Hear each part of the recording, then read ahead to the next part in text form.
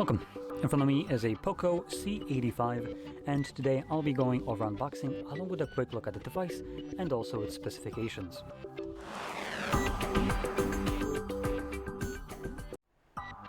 So let's just get straight into this.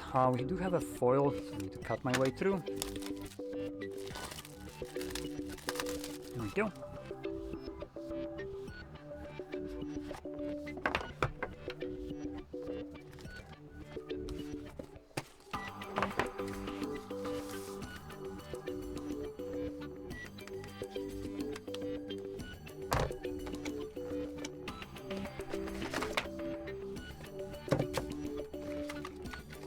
So in here we have a charging cable, Type A to Type C,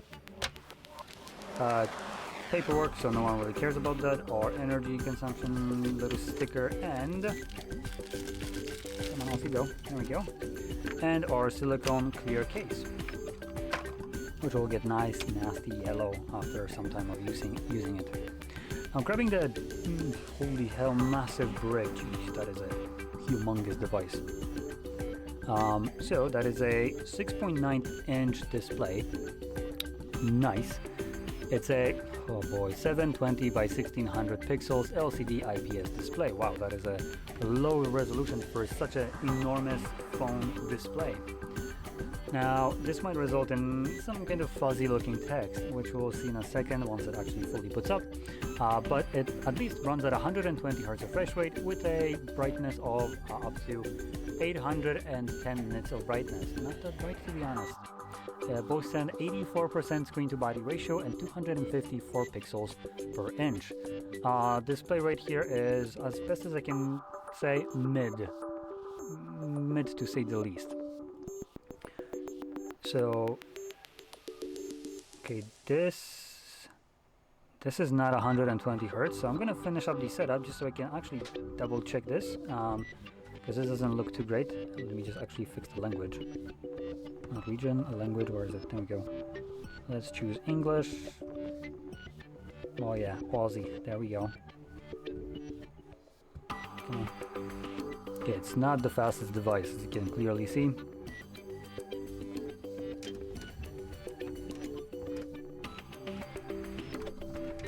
Wow, that was abominably slow. Come on. We can get through this.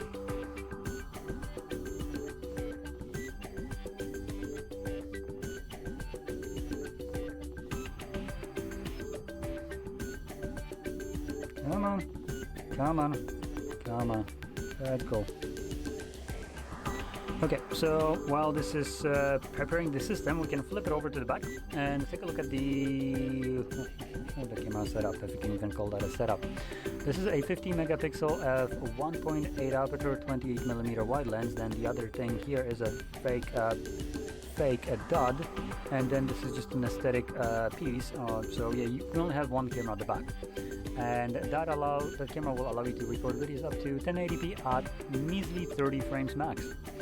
Then as a selfie, we have a 8 megapixel 2.0 aperture wide sensor that also does 1080p 30 frames. Not the best. So camera here is absolutely non-existent. Now if we take a look into the internal specifications, we are looking at a pretty decent 6000 mAh battery with a 33 watts of charging speed.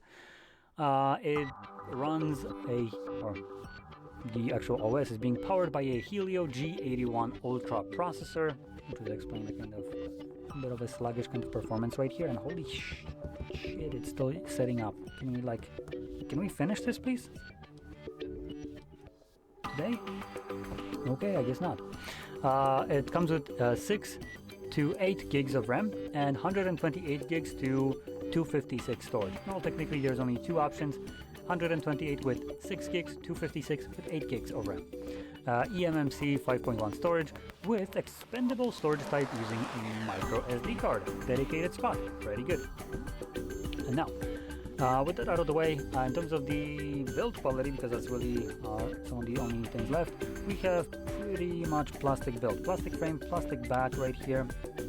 Obviously glass front, And it wasn't mentioned what kind of glass we have right here, but hello, continue. But the actual display right here does have a screen protector, so I like to see that. Obviously out of the box, the display right here is protected just a little bit from scratching. That's pretty good.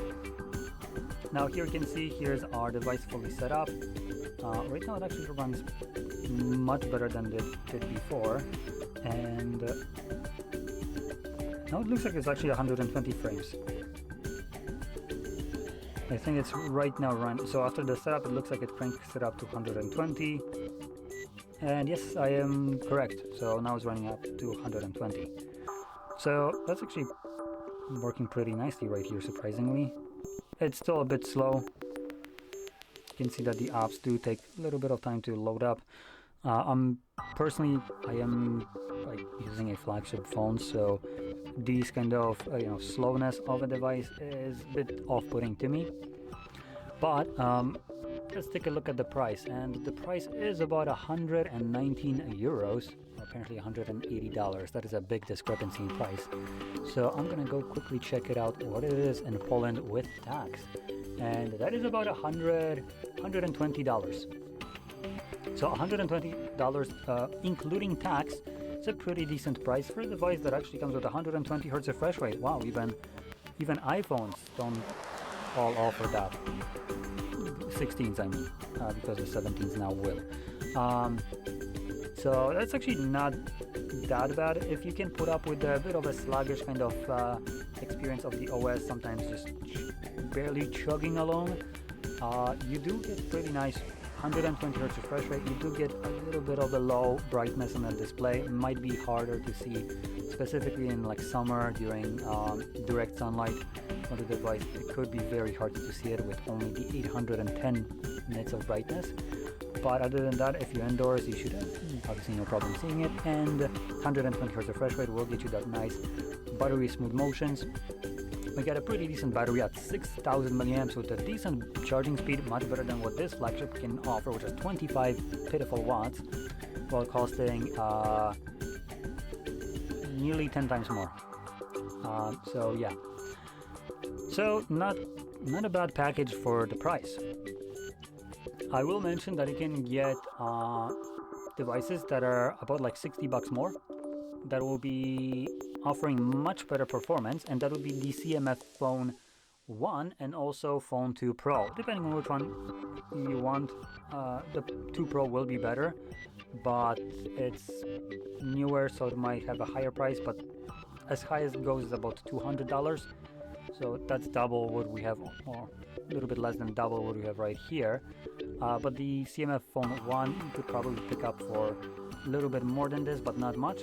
And if you're looking second hand, this is just like a year-old device, 2 Max, so it still has all the support and all that stuff.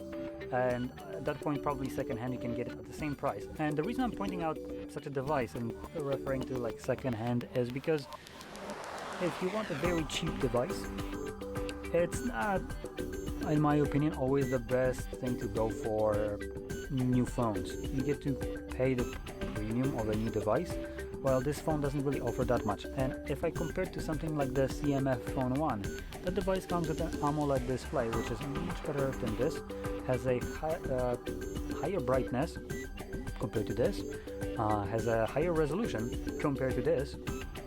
So just the display right there will be massive improvement over whatever we have right here. It's night and day difference. And it doesn't end there. The processor will be much faster than we have right here. OS will be done by Nothing. Even though it's a CMF, it's still their brand, right? So if you like the Nothing OS, the way it looks like, you could probably go for that one. So yeah, highly recommend checking that device if you don't mind buying a second hand or maybe spending a little bit more. So that about sums it up. So if you found this very helpful, don't forget to hit like, subscribe, and thanks for watching.